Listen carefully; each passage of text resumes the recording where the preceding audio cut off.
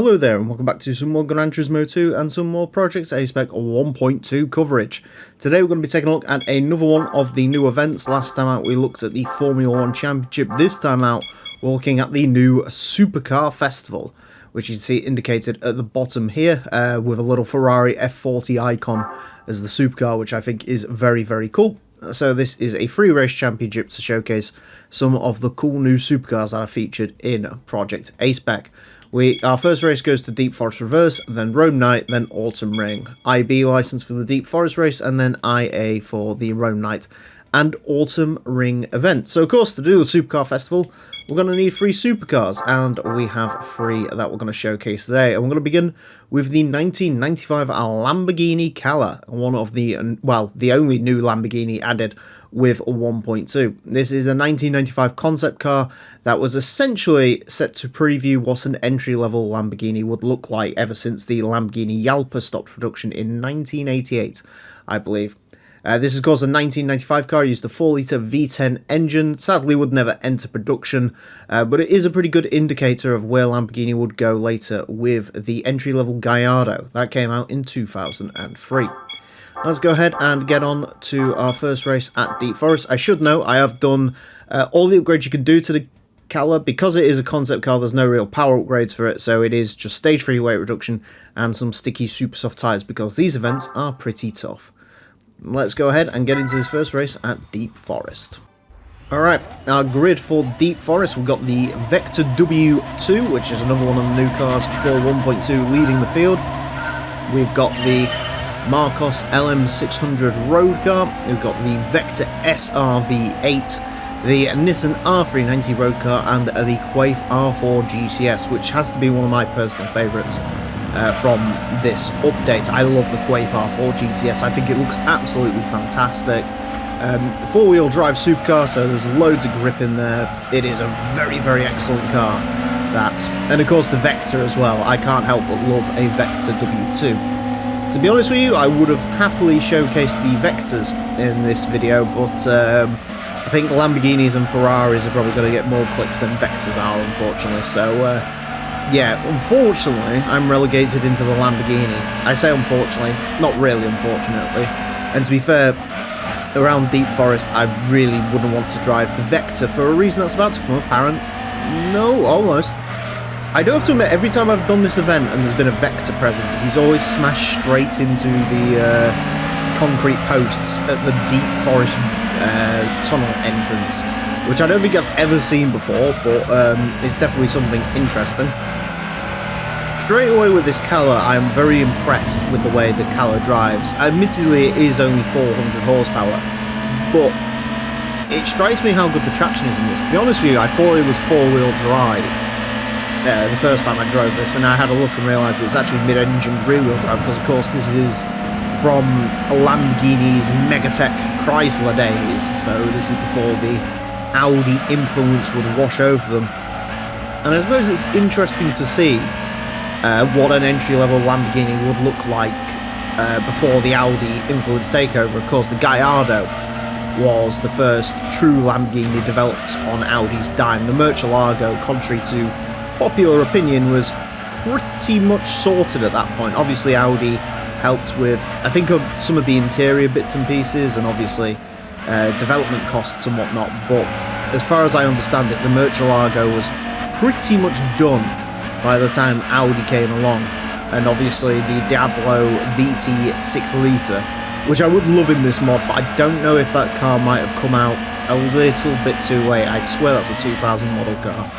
But the Diablo VT 6-litre with its all-wheel drive system, its 300 ZX headlights, sort of showcased how the Murcielago was going to be different from the Diablo. That R390, despite only having 345 horsepower stock, is pretty quick.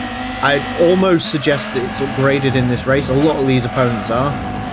I did actually do this race very briefly on my 1.2 live stream, which you can find on the channel, where I went on a quest for a Ferrari F40. I ended up doing this race in the Corvette CERV3, which is like a mid-engine Corvette prototype, which is a really cool car. and one that's actually going to be seen in this video.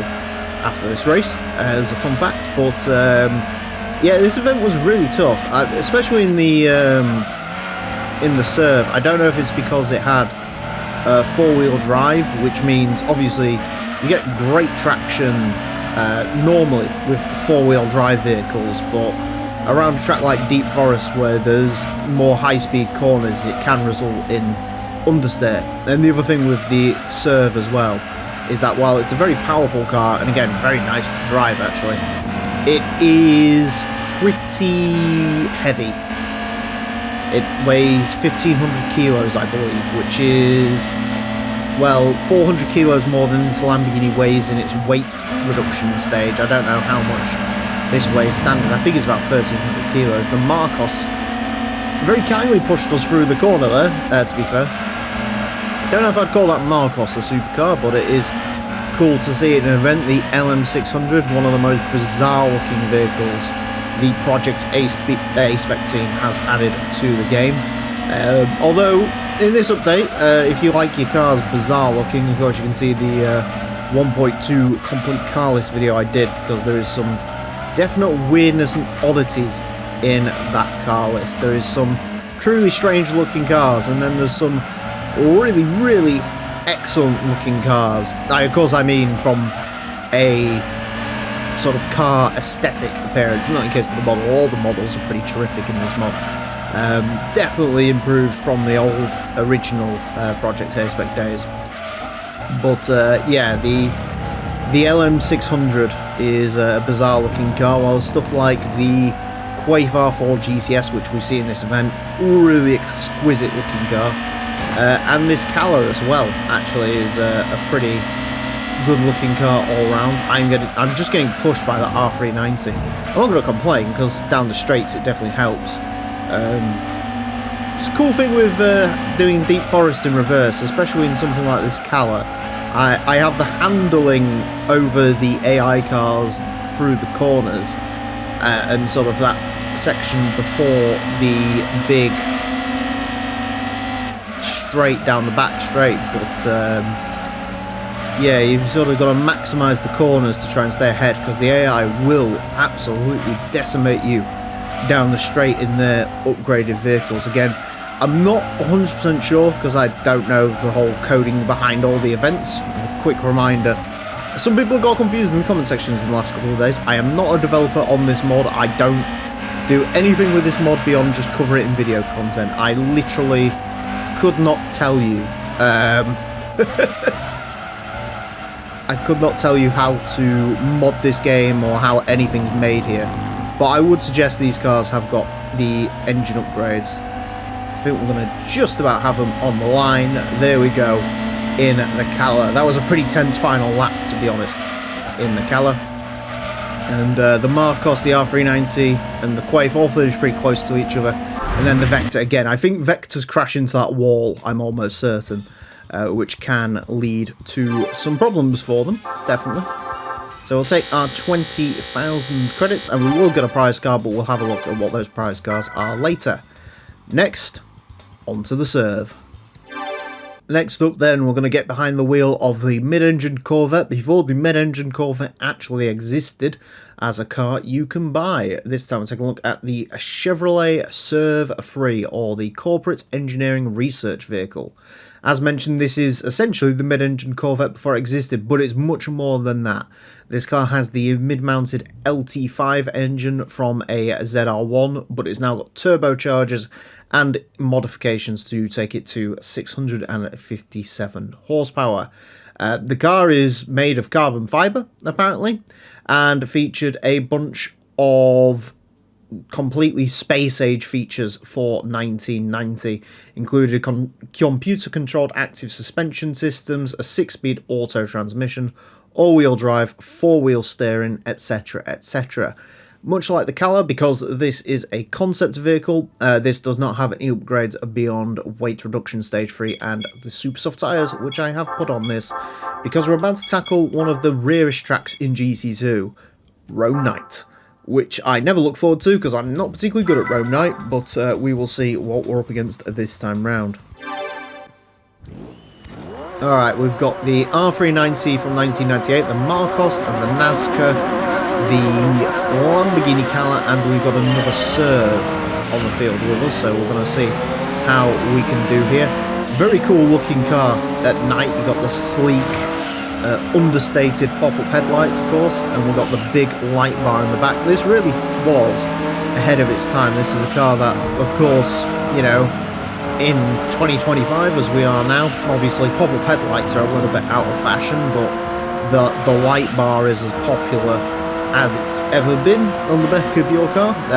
This looks like the back of pretty much any nondescript crossover you can think of in terms of its backlighting. I guess the Hyundai Kona is probably the closest to this sort of straight-lined light bar, but still a pretty cool thing nonetheless. Also sounds very, very cool, this big. I think this is the HWTsuchiyaNathan's engine note, and it does sound absolutely fantastic in the back of the CERV. I love its headlights at the front. It looks very disinterested in the world. It's a really good looking bit of kit actually, this car, I do think personally. Obviously the C8 Corvette is, well, of today, it's very sharp, very angular, but I think there's something to be said about this sort of very low slung, sort of whale-ish car that you see before you. Sort of from an era of when supercars were very, very wide, very exaggerated, stuff like the XJ220. The CERV would have fit right amongst them. I'd say CERV, of course, it wouldn't have been called CERV if it actually did launch. It would have been the Corvette something or other. I believe this was called the Corvette Indy Concept at some point in its life. So perhaps it would have been called the Indy Concept, I think, Indy, Corvette Indy, I don't know. Obviously the Corvette, back when this car was initially rolled out in 1990, was a far cry from the Corvette that we know today. Other than the ZR1, that was quite a, almost, I don't want to say advanced thing, because the only thing that was really advanced in it was the Lotus engine, and let's be honest, it's the Lotus engine, but that car was, yeah, pretty rudimentary in terms of how they were laid out, Corvettes, and indeed they were rudimentary for a very, very long time, but still cracking cars. I love a C4 Corvette, don't get me wrong, but this thing would have been very, very cool to see how this would have operated. I almost want to say this was a prize, not prize car, sorry, this was like a pace car at an event or something. I might be misremembering that. In fact, I probably am misremembering it, but still very cool. R390 trying to budge its way up the inside. I almost thought for a second there that because I've put super softs on this was going to be a bit of a walk in the park, but apparently not. Because you never can be quite ready for the R390 dive up the inside. It's definitely quicker than the Cala, I'll tell you that. This is probably one of my most used vehicles, I think, in this update as well. I've used the CERV 3 quite a lot, just because I think it's a very good all-round vehicle. Obviously, you've got your four-wheel drive, which means you get good traction out of the corners and no wheel spin for obvious reasons. But also, it's very, very well controlled through the corners. There is a hint of understeer. I do have to admit, the stage 3 weight reduction and the super soft tyres have really helped sort out a lot of this car's ungainly characteristics, if you will. And of course it is obnoxiously fast. Gear ratio is a little bit long in it, obviously. When you get your hands on this on January 28th, you can go ahead and adjust the gear ratios to your heart's content, maybe make this thing a little bit more of a circuit stomper as opposed to the big cruiser that it is now. But I like a big cruiser. You know, when I'm playing racing games, I don't particularly enjoy a car that's got, you know, bags and bags of turning corner and then it sort of slides on the exit.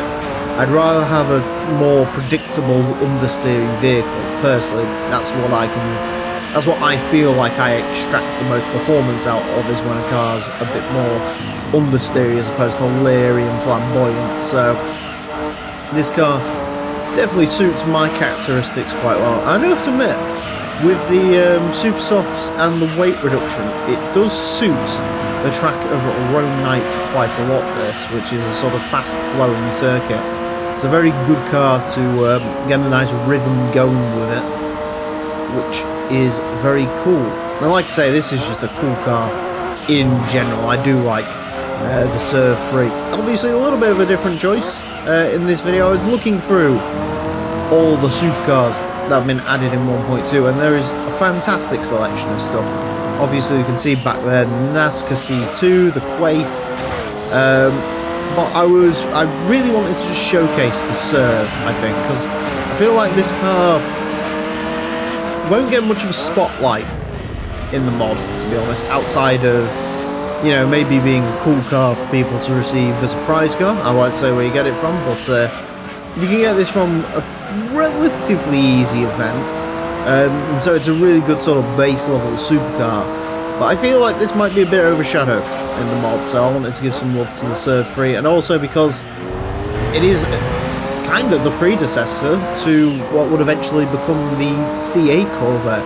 Sure, the C8 Corvette doesn't have all-wheel drive, and, you know, it isn't as cool looking as this, but you know, a lot of what this car stood for moves on into the C8. It's got the automatic transmission, it is mid-engined, it is a more advanced Corvette, if you will. I also bet the interior on this is a lot cooler than it is on a real C8. I quite like the C8 Corvette, it's quite a cool thing. I quite like Corvettes in general. I think not so much the classic ones, I do prefer sort of C4 onwards, but yeah, I quite like the classic Corvettes, or sorry, the modern Corvettes. And while the C8 is cool, I can't stand the row of buttons that you get on it, that are sort of in like a neat little row. I can't stand all that in the centre console, so I'd imagine this has a much more cool, futuristic look to it. I just want to say this car was featured in Demolition Man as well. It looks like a Demolition Man car. Obviously that movie was, I think, greatly funded by GM, and it had loads of cool GM concept cars in it, so I'm assuming this has got to have shown up at least at some point during Demolition Man. In fact, I swear on the live stream I did, we managed to confirm that. Cool. I almost thought I was close enough to get lunged on, but nope, no lunge from me.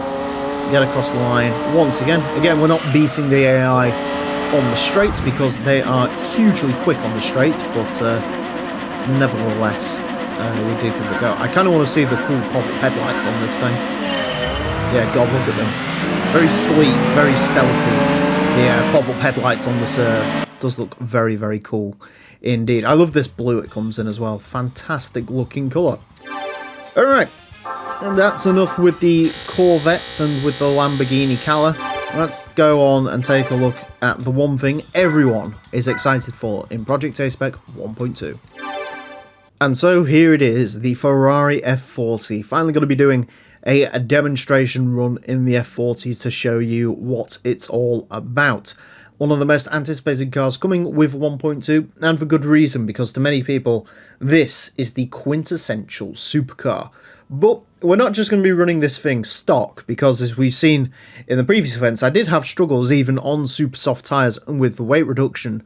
Unlike the previous cars we've had a look at though, this one can get some proper upgrades, and it's a good time to show you the universal tuning shop. So let's go ahead and get ourselves into the F40 and take a stroll over to the tuning shop, where, do you know what, we could try and have a very clean, hard-fought race, but that's not what any of you want. What all of you want is to see what it looks like to have the F40 fully maximised, upgraded to the hilt with all of its upgrades, and that's what we're going to be doing with this car, so we can truly see the performance capabilities of the F40 like you've never seen it before. And of course, you know what that means, turbos, and the F40 gets turbos. This fully upgraded makes 929 horsepower. Started out with 460 something, now we're up to 929, which you might think is very obnoxious and over the top, but That actually does put it right online with stuff like the HWTsuchiyaNathan in the base game. So let's go ahead, get into Autumn Ring and see what speed we can carry down the straights. Alright, this is a pretty good list of opponents, and you can probably see now why I have upgraded this F40. The supercars we had previously seen, the stuff like the Quaifs and the Marcoses, are gone in favour of the GT90, the Vector WX3, the CERV 3, the TVR Speed 12, and the GT1 road car. So this is going to be much more of a difficult event. The good news is that the AI in these cars are probably going to have a lot of problems. So if we can keep ourselves out of trouble in our ridiculous powered F40, we should be on something good here. Straight away, yeah, this is a lot quicker than the cars we had previously taken a look at. And just have a look at the F40's model in this mod. They have done an incredible job at modelling, again, one of the true icons of the supercar, perhaps the quintessential supercar. Everyone loves an F40, literally everyone. I don't think there's a single person on earth that doesn't like the Ferrari F40. Of course, your varying opinions of it may go from cool car to the greatest of all time, but either way, no matter what you think, you will find some utility for the F40 in this mod because it is very quick, and the brakes on it are very bad. Either that, or I'm not used to the raw speed of this thing. It's nice to see the GT90 as an opponent as well. I think it's an opponent in the American Nationals in this mod, I want to say, but it is very cool to see that sort of stomping around there alongside the Speed 12 that's just absolutely belted it down the inside. The GT1 road car. It's what I quite like about this event. It's not just for 1.2 cars, and of course you don't have to use a car from 1.2 in here. You can use your favourite supercar from Gran Turismo 2's base game and take on this event. And I feel like Gran Turismo 2 was a game that really underutilised the supercars that this game had in it, because it had some true greats. Again, the GT90, one of the only games the GT90 ever showed up in. It's got the TVR Speed 12, it's got the Jaguar XJ220, the XJR15. All of these great cars, and the game doesn't really use them. As far as road car events go, I believe the most powerful road car event in the game is the Gran Touring Trophy, which only features the likes of tuned Toyota Supras, Skylines, Aston Martin DB7, stuff like that. So in terms of the out-and-out ultimate supercar kings, Vector, God, how could I forget Vector? In terms of the great supercar kings, there's not really much room for them. And if you show up to one in a standard road car event, you're going to stomp them, and if you show up to a race car event in a supercar, you're going to have a hard time beating the race cars. So it is really nice to see a spotlight put onto a class of cars that, despite being something that you'd think the game would really tout and say, look, we've got the XJ220 in a game, we've got the XJR15 in a game, we've got the Ford GT90. Of course, this was sort of almost back when the GT90 could have become an actual thing. And for a lot of those cars to really just seem like they lacked a lot of purpose in the game is pretty sad. Whereas now, obviously, you can take them to the Supercar Festival and really challenge yourself, because, like I say, this is a challenging bunch of events. And this fully upgraded F40, again, the supercar, if you will, you know, we're doing alright, but we're not by any means sort of demolishing the competition here. We've still got decent amounts of competition from the likes of the GT90, the GT1, sort of seem to be bearing down there, as they should be, because those cars are immensely powerful. I think the GT90 has about 750 horsepower.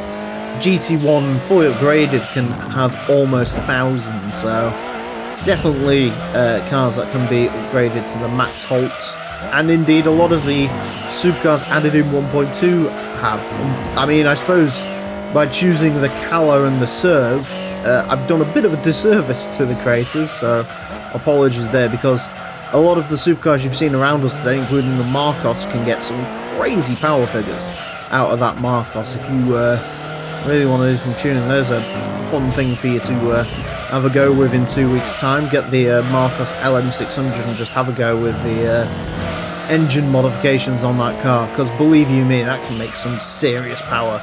It's not just the F40 that is a powerhouse of the 1.2 update. There's all sorts of other vehicles that can get some crazy power figures. That being said, this has been the easiest race of the bunch. It might just because out of all the tracks in this sort of selection, Autumn Ring is easily my favourite of the bunch. I really like Autumn Ring. It's a bit of a shame that it doesn't really get used a lot in the base game, and that Autumn Ring Mini is basically relegated to just arcade mode. So it's really nice to drive this track, because so many events sort of don't seem to utilise the Autumn Ring track. There we go, in the F40. So we sort of got kept on our toes by the GT1, the Vector Avtec WX3 sort of sitting behind there, but then again that thing is a monster in and of itself as well. Again, there's no real limits. We could play through this event again with completely different cars and have a completely different experience in those cars, which I think is the real beauty of the Supercar Festival. So we have won the Nazca, the Cala, and the low-tech C1000. Yes, that does have 854 horsepower, and it is as mental as it looks. Fantastic cars all around, so it is a difficult event, but it's one that is really very worth doing for some very cool prize cars. So there we go, that's it for the Supercar Festival, and from me for today. I do hope you've enjoyed. As always, if there's anything else you'd like to see from the 1.2 update, please do put it below in the comment section.